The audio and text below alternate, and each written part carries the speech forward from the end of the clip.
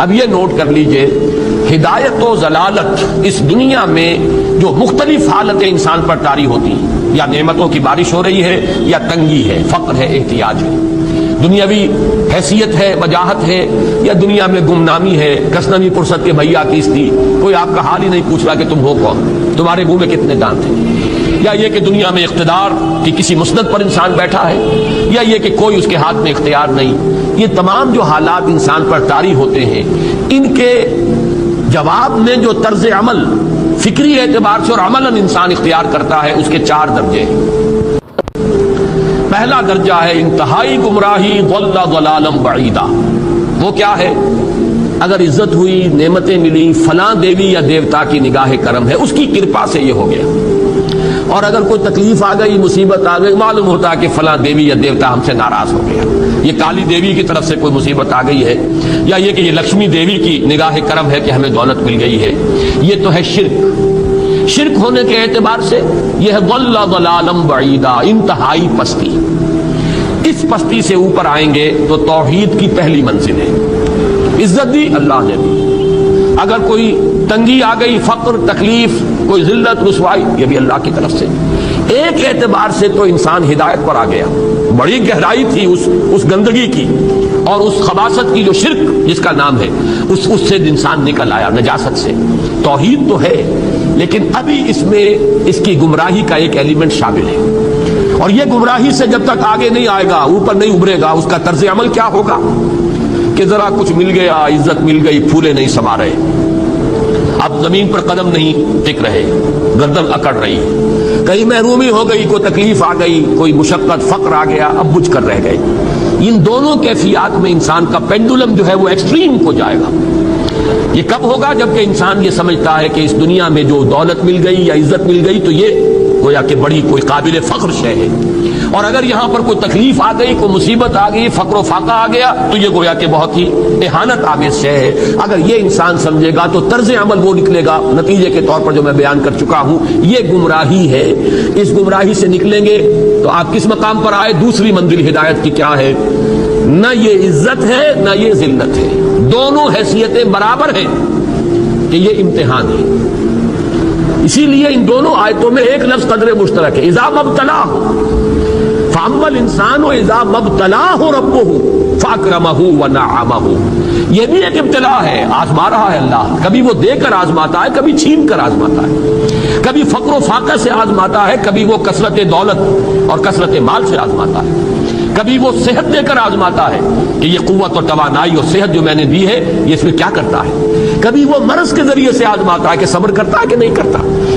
ہمارے لیے شکوہ اور شکایت تو اس کی زبان پر نہیں آ جاتی، نالا اور شیون تو نہیں آ جاتا، تکلیف جھیلتا ہے کہ نہیں جھیلتا، اس میں تحمل ہے کہ نہیں ہے، تو صبر کرتا ہے یا شکر کرتا ہے۔ یہ دونوں کیفیات در حقیقت اس اعتبار سے مساوی ہے، یہ بھی امتحان، یہ بھی امتحان۔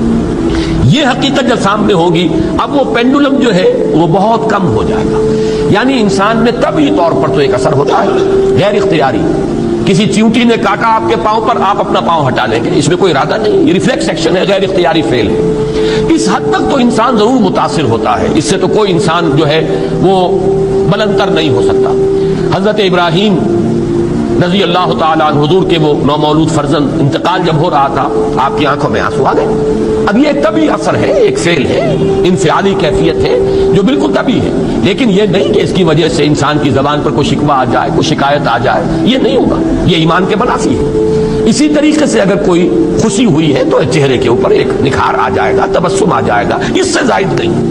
اس حد تک تو یوں سمجھیے کہ انسان کا طبعی تقاضا ہے، اس سے زیادہ یہ پینڈولم اگر سوئنگ کر رہا ہے تو گویا کہ اس حقیقت سے انسان محجوب ہے کہ یہ بھی امتحان ہے، یہ بھی امتحان ہے، جو ہم سورہ حدید میں پڑھ چکے ہیں۔ ما اصاب من مصیبت فی الارض ولا فی انفسکم الا فی کتاب من قبل ان نبراها ان ذلک علی اللہ یسیر لکی لا تعصوا علی ما فاتکم ولا تفرحوا بما آتاکم۔ اللہ تمہیں کچھ دے تو اتراؤ مت، اللہ تم سے کچھ چھین لے تو اس کے اوپر افسوس مت کرو۔ یہ نتیجہ ایمان کا نکلنا چاہیے۔ اگر تمہیں ایمان ہے اللہ پر، اگر تمہیں یقین ہے کہ جو کچھ ہوا ہے اللہ کے اذن کے بغیر نہیں ہوا، اگر تمہیں یقین ہے کہ اللہ نے جو میرے لیے طے کیا ہے اس میں میرے لیے خیر ہی ہے، چاہے فی الحال فی الوقت فوری طور پر مجھے ناگوار محسوس ہو رہی ہے بات، لیکن یقیناً میرے لیے اس میں خیر ہے میرے رب کی طرف سے کہ ہر کے ساتھ یہ ماریخ عین الطاف، ہم تو شارٹ سائٹڈ ہیں، ہم دیکھ نہیں سکتے کسی شے کو، ہم اس کے ظاہر کو دیکھ کر گھبرا اٹھتے ہیں کہ یہ تو تکلیف آ گئی، کیا پتا اسی کے پردے میں اللہ کی رحمت آ رہی ہے۔ میں نے وہ رئیس امروہوی کے اشعار آپ کو کئی دفعہ سنائے ہیں، وہ وقت آیا کہ ہم کو قدرت ہماری سعی و عمل کا پھل دے، بتا رہی ہے یہ ظلمت شب کہ صبح نزدیک آ رہی ہے، ابھی ہے کچھ امتحان باقی، فلاکتوں کے نشان باقی، قدم نہ پیچھے ہٹے کہ قسمت ابھی ہمیں آزما رہی ہے۔ رئیس اہل نظر سے کہہ دو کہ آزمائش سے جی نہ ہارے، جسے سمجھتے ہو آزمائش وہی تو بگڑی بنا رہی ہے۔ اسی آزمائش سے تو بگڑی بنے گی، اسی سے تو تمہارا خیر جو ہے اجاگر ہوگا، سامنے آئے گا، پتہ چلے گا who's who, what is what۔ ابو بکر میں کتنا یقین اور ایمان تھا، یہ کیسے معلوم ہوگا؟ کیسے معلوم ہوگا کہ بلال میں کتنا سہار، کتنا تحمل تھا، کتنا صبر تھا، اگر وہ مصیبت ان پر نہ آتی کہ جو امیہ ابن خلف کے ہاتھوں ان پر قیامت ٹوٹ رہی تھی۔ تو یہ ساری چیزیں جو ہے ما اصاب من مصیبت فی الارض ولا فی انفسکم الا فی کتاب من قبل ان نبرأ ان ذلک علی اللہ یسیر لکی لا تأسوا علی ما فاتکم ولا تفرحوا بما آتاکم واللہ لا یحب کل مختال فخور۔ اگر اس حقیقت سے محجوب ہو جاؤ گے تو پھر اختیال اور فخر اور گھمنڈ پیدا ہو جائے گا تمہارے اندر، یا دوسری طرف مایوسی، کمر ہمت ٹوٹ کر رہ جائے گی، خودکشی کرنے کو انسان آمادہ ہو جاتا ہے، ذرا کوئی ناکامی دنیا میں آ گئی، کوئی تکلیف آ گئی۔ یہ ہے در حقیقت تیسری منزل، ہدایت کی دوسری سیڑھی۔ پہلا کیا تھا؟ نہایت ضل ضلالا بعیدا، کوئی خیر مل گیا تو کسی دیوی کی نگاہ کرم، کوئی تکلیف آ گئی تو کسی دیوتا کی ناراضگی، یہ تو ہے ضل ضلالا بعیدا۔ اس سے اوپر آئے، یہ پہلی سیڑھی ہدایت کی ہے۔ عزت ہے تو اللہ کی طرف سے، اور اگر کوئی ذلت ہے، تنگی ہے تو اللہ کی طرف سے، یہ ہدایت کا آغاز ہو گیا، یہ توحید کی بنیادی منزل ہے۔ اس سے اگلی منزل، یہاں کی ذلت ذلت نہیں، یہاں کی عزت عزت نہیں، ذالک یوم التغابن، ہار اور جیت کے فیصلے کا دن تو قیامت کا دن ہے، وہاں معلوم ہوگا جس کو اس روز عزت ملی وہ عزت والا ہے، جو اس روز ذلیل ہو گیا وہ ذلت والا ہے۔ یہ تو امتحان ہے، دار الامتحان ہے، خلق الموت والحیات لیبلوکم ایکم احسن عملا، یہ تو دار الامتحان ہے، امتحان ہونے کے ناطے دونوں برابر ہیں۔ اس سے اوپر ہے ایک چوتھی منزل، ہدایت کی تیسری منزل، وہ کیا ہے؟ عام طور پر انسان یہ سمجھتا ہے کہ یہ جو آزمائش ہے تنگی کی اور فقر و فاقہ کی، یہ سخت تر آزمائش ہے، اور نعمتوں کی بارش ہو تو یہ آسان آزمائش ہے۔ یہ بھی ابھی گمراہی کا ایک پرت جو ہے اس کی باقی ہے۔ ابھی ہدایت کا جو کامل جو ہوگا انکشاف وہ کب ہوگا؟ جب انسان اس حقیقت کو جان لے کہ جہاں وسعت ہو، جہاں کثرت ہو، وہ زیادہ بڑا امتحان ہے، سخت امتحان ہے، بجائے اس کے کہ اگر قلت ہے، کمی ہے، یہ کم تر امتحان ہے، یہ کم بھاری امتحان ہے۔ کیوں؟ کہ اگر آپ کے پاس کثرت ہے، آپ کے اندر غفلت پیدا ہو جائے گی۔ کثرت کا لازمی نتیجہ غفلت ہے، نہ کوئی غم کرو نہ خوف، خوشیاں مناؤ جنت کی جس کا تم سے وعدہ کیا گیا تھا۔ اللہ کی ربوبیت پر اطمینان جب انسان کو ہو جاتا، میرا رب اللہ ہے، ربی اللہ، انسان کے لیے نہ کوئی کھٹکا، نہ کوئی خطرہ، نہ کوئی خوف، نہ کوئی حزن۔ جو کچھ ہو رہا ہے کس کے اذن سے ہو رہا ہے؟ اللہ کے اذن سے۔ اللہ کے اذن کے بغیر پتا تک نہیں ہلتا۔ یہ کوئی اندھا بہرا مادہ نہیں ہے جس سے مجھے کوئی خوف ہو۔ اندھا بھینسا چلا رہا ہو اس سے تو ڈرنے کا ہر انسان کو ڈرنا چاہیے، نہ معلوم کس کو ٹکر مار دے، لیکن نہیں، اس کائنات کو چلانے والا ایک سمیع و بصیر خدا ہے، وہ جو میرا دوست ہے، میرا ولی ہے۔ اللہ ولی الذین آمنوا یخرجہم من الظلمات الی النور، اللہ اہل ایمان کا ولی ہے، ساتھی ہے، پشت پناہ ہے، مددگار ہے، حمایتی ہے۔ بتائیے جسے یقین ہو جائے کہ اللہ میرا مددگار، اللہ میرا محافظ، اللہ میرا پشت پناہ، اللہ میرا حمایتی، اس کے لیے کوئی خوف ہوگا؟ اس سے کوئی ڈر ہوگا؟ میں مثال دیا کرتا ہوں ایک بہت سادہ، پنجاب کے دیہات کی۔ تو بڑا چودھری ہے اور کوئی غریب کسان ہے، اس غریب کسان کے جانوروں کو ہر وقت اندیشہ ہوگا چوری کا، کوئی میری بھینس کھول کر نہ لے جائے، کوئی میرا بیل کھول کر نہ لے جائے۔ لیکن جس کے بارے میں یہ سب کو معلوم ہو کہ وہ جو بڑا چودھری ہے وہ اس کا دوست ہے، اس کی بچیا کو کوئی خوف ہوگا؟ اس کی بھینس پر کوئی ہاتھ ڈالے گا؟ اسے کوئی اندیشہ ہوگا؟ نہیں. کیوں؟ کہ وہ بڑا چودھری، بڑا اس کا یہاں کا سردار، جاگیردار، سب کو معلوم ہے وہ میرا دوست ہے، کوئی میرے خلاف اقدام نہیں کر سکتا. اس دنیا میں یہ چھوٹی سی بات اگر آپ کے دلی اطمینان اور سکون کا باعث بن سکتی ہے تو ذرا تصور کیجئے. میں لفظ تصور استعمال کروں گا صرف اس لیے کہ اس کا ہم جس کو کہتے ہیں ادراک اور شعور کر نہیں سکتے. اگر کے ساتھ کر سکتے، اگر یقین ہو کہ اللہ میرا مددگار اور یقین ہو کہ اللہ ہر آن میرے ساتھ ہے، پھر کوئی خوف؟ کس کا خوف؟ کوئی شے اللہ سے بالاتر ہے؟ کوئی قوت اس سے زیادہ طاقتور ہے؟ کوئی اس کے ارادے کو بدلنے والا ہے؟ کوئی اس کی مشیت کے آڑے آنے والا ہے؟ یہی بات ہے جو حضور نے فرمائی. یہ ایمان کا حاصل ہے لب لباب کہ دیکھو اچھی طرح اس بات کو ذہن نشین کر لو.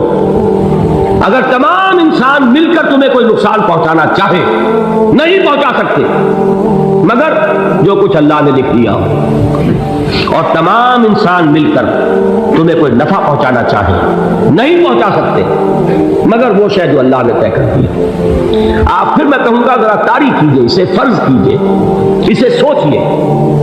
اگر اس حدیث پر ہمارا دل ٹھکا ہوا ہو تو کسی سے ڈر ہوگا؟ یہ مجھے نقصان نہ پہنچا دے، یہ میری رپورٹ خراب نہ کر دے، یہ میری انکریمنٹ نہ رکوا دے، یہ میرا یہ نہ بگاڑ دے، یہ میرا یہ نقصان نہ پہنچا دے. اس کا ڈر، اس کا ڈر، اس کا خوف، اس کی خوشامد، اس کے لیے جا کر طرح طرح سے اپنی عزت نفس کو ذلیل کروانا اس کے سامنے. یہ سب کچھ کیوں کرتا ہے انسان؟ جب سمجھتا ہے کہ اس کے ہاتھ میں میرا کوئی نفع ہے، اس کے ہاتھ میں میرے لیے کوئی ضرر ہے، یہ مجھے کوئی غضب پہنچا سکتا ہے، یہ مجھے کوئی نقصان پہنچا سکتا ہے، یہ میرا کوئی کام بنا سکتا ہے، یہ میری کوئی ضرورت پوری کر سکتا ہے. اسی کا نام شرک ہے. جہاں آپ نے یہ سمجھا کہ غیر اللہ کے اندر کوئی طاقت موجود ہے، وہی شرک ہے. بتوں سے تجھ کو امید ہے، خدا سے نومیدی، مجھے بتا تو صحیح اور کافری کیا ہے. شرک تو یہ ہے جس پر بھی تمہیں یہ خیال ہے. کلمہ ہے یہ کلمہ سوم، لا حول ولا قوت الا باللہ. ذرا اس پر دل کو کبھی اگر آپ تصور کریں، پھر فرض کریں، دل ٹھک جائے اس پر، کوئی طاقت نہیں. یہی بات تھی جو شیخ عبد القادر جیلانی رحمۃ اللہ علیہ نے اپنی وصیت میں اپنے بچے سے کہی. 11ویں دینے والے ہیں لیکن حضرت شیخ عبد القادر جیلانی کی وصیت اور تعلیمات کو کتنے لوگ ہیں جانتے ہو؟ یہ جن مقامات تک پہنچے ہیں وہ کس چیز کی بدولت پہنچے؟ انہوں نے جو پیغام دیا وہ کیا تھا؟ اے میرے بچے، جس طریقے سے قرآن مجید میں حضرت لقمان کی نصیحتیں جو ہے نقل کر دی گئی ہیں، میں یہ عرض کروں گا بالفرض اگر قرآن حضرت عبد القادر جیلانی کے بعد نازل ہوا ہوتا تو شیخ عبد القادر کی یہ نصیحتیں بھی قرآن میں درج ہوتی. اتنی اونچی نصیحتیں ہیں. اے میرے بچے، اس حقیقت کو ذہن نشین کر لے، لا فاعل فی الحقیقت ولا مؤثر الا اللہ. اس کائنات میں نہ کوئی فاعل حقیقی ہے نہ مؤثر حقیقی ہے سوائے اللہ. کسی شے میں کوئی تاثیر نہیں اگر اللہ نہ چاہے. آگ جلا نہیں سکتی اگر اللہ نہ چاہے. پانی ڈبو نہیں سکتا اگر اللہ نہ چاہے. زہر ہلاک نہیں کر سکتا اگر اللہ نہ چاہے. کوئی چیز فائدہ نہیں پہنچا سکتی اگر اللہ نہ چاہے. تو در در پہ کیوں سر جھکاتے ہو؟ در در پر کیوں جب عیسائی کرتے ہو؟ سب کے سامنے کیوں ہاتھ پھیلاتے ہو؟ ایک اللہ سے مانگو، ایک اللہ کے سامنے زمین سر پر اپنی جبین رکھو. لا فاعل فی الحقیقت ولا مؤثر الا اللہ. نظر آتا ہے ہمیں کہ پانی پیاس بجھا دیتا ہے. پیاس بجھانے کی صلاحیت پانی میں نہیں ہے، اللہ کے اذن سے. کھانا بھوک مٹا دیتا ہے، بھوک مٹانے کی صلاحیت کھانے میں نہیں ہے، اذن رب میں. دیکھیے یہی یقین تھا. حضرت موسیٰ علیہ السلام کا واقعہ یاد کیجئے. سامنے سمندر آ گیا ہے، قوم دیکھتی ہے پیچھے کہ گرد و غبار کا طوفان. معلوم ہوا کہ فرعون اپنے لشکر سمیت آ گیا. لشکر جب چلتا تھا تیز رفتاری کے ساتھ تو گرد و غبار کا جو طوفان اٹھتا تھا اس کا تصور کیجیے. اور لمحہ بلمحہ وہ قریب آ رہا ہے. پوری قوم نے کیا کہا؟ اے موسیٰ انا لمدرکون، اے موسیٰ ہم کو پکڑے گئے. قرآن مجید میں تو یہاں وہ باتیں نہیں لکھی ہیں لیکن تورات میں یہ درج ہے. کہ بنی اسرائیل جھگڑنے لگے، دست و گریبان ہو گئے موسیٰ کے ساتھ۔ موسیٰ نے یہاں مروایا لا کر، اس سے تو ہم ہی بہتر تھے، وہاں کھانے کو ملتا تھا، زندگی تو تھی، بیگار ہم کر رہے تھے، موت تو نہیں تھی۔ اب جو کچھ ہوگا اس کا تصور کرو، جس طریقے سے ہمارے ٹکڑے اڑائے جائیں گے۔ تو لڑ رہے ہیں حضرت موسیٰ علیہ السلام سے، یہ تورات کی تفصیل ہے۔ قرآن میں صرف اتنا آیا ہے، پریشان ہو کر انہوں نے کہا انا لمدرکون، موسیٰ ہم کو پکڑے گئے۔ اس وقت موسیٰ کا جواب کیا ہے؟ کلا ان معی ربی سیہدین، نہیں، میرے ساتھ میرا رب ہے، وہ راستہ دے گا۔ بتائیے کہاں راستہ نظر آ رہا ہے؟ یہ ہے ایمان بالغیب۔ راستہ نظر نہ آئے تب اللہ پر یقین ایمان ہے۔ جیب میں پیسے ہوں تب دل کو اطمینان ہے، تو ایمان کس پر ہوا؟ پیسے پر، اللہ پر نہیں۔ جب وسائل و ذرائع نہ ہو اور پھر یقین ہو کہ اللہ مسبب الاسباب ہے، وہ اسباب کا پابند نہیں ہے، وہ اسباب کا محتاج نہیں ہے، اسباب اس کے محتاج ہے۔ اگر یہ یقین ہے تو اللہ پر ایمان ہے، یہ نہیں ہے تو تمہارا ایمان اسباب پر ہے، وسائل پر ہے، ذرائع پر ہے، مادیات پر ہے، اللہ پر نہیں۔ اس وقت کہاں راستہ تھا؟ کوئی راستہ تھا؟ سمندر ہے اور ادھر سے لشکر آ گیا ہے۔ کلا ان معی ربی سیہدین۔ اب دیکھیے ایمان کہہ دینا آسان ہے، ہوا معکم اینما کنتم، جہاں کہیں بھی تم ہوتے ہو اللہ تمہارے ساتھ ہوتا ہے، لیکن اس کا یقین قائم ہو جائے تو زمین و آسمان کا فرق واقع ہو جائے۔ یہی بات ہوئی حضور کے ساتھ۔ غار ہے، چھپے ہوئے ہیں محمد رسول اللہ اور آپ کے وہ یار غار ابو بکر صدیق رضی اللہ تعالی عنہ۔